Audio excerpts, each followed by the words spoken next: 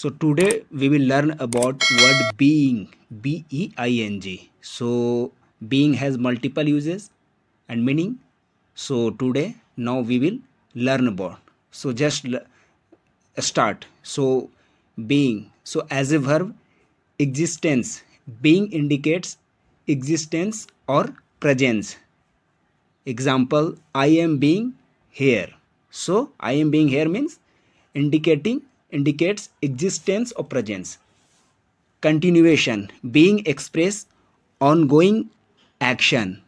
Example, I am being helped means continuation, being expressed ongoing action. I am being helped. As a noun, entity, being refers to a person, creatures or entity. Example, as a human being. Existence, being denotes the state of existence, the being of the universe. As a present participle, being describes an ongoing process. The document is being reviewed.